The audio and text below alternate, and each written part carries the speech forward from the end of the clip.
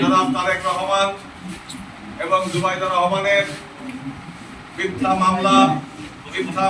মিথ্যা রায়ের প্রতিবাদে আমরা গাংনী উপজেলা বিএনপি, গাংনী উপজেলা ছাত্রদল সহ সর্বস্তরের জনগণকে নিয়ে একটা প্রতিবাদী মিছিল করেছিলাম।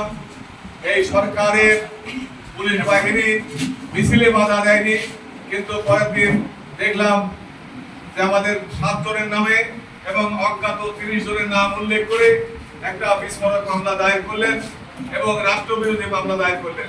সেই মামলায় দীর্ঘ 1 মাস 9 দিন আমাদের জেলা ছাত্র দলের সংগ্রামী সহসভাপতি রেজাউল হক ইমন কারাগারে ছিলেন। আজকে এই জালিমের কারাগার থেকে ছাত্রদেরকে আমরা মুক্ত করে আনতে পেরেছি।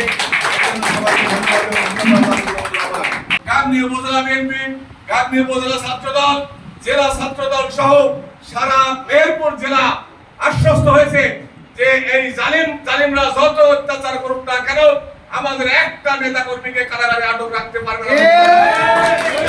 যত নির্যাতন, যত অত্যাচার আসবে তার মোকাবেলা করার সক্ষমতা গাংনী উপজেলা বিএনপির আছে এবং উপজেলা ছাত্রদলের আছে বলে আমি মনে করি। আপনারা কেউ ভীত হবেন না। আগামী দিনে একদম আন্দোলনকে আরো বেগবান করে এই সরকারকে পদত্যাগে বাধ্য করাতে হবে এবং কেয়ারটেকার সরকারের অধীনে, এবং এই সরকার থাকা অবস্থায় কোনো নির্বাচন হবে না, কেয়ারটেকার সরকারের অধীনে নির্বাচন দিতে এই সরকারকে বাধ্য করা হবে। বন্ধুরা আমাকে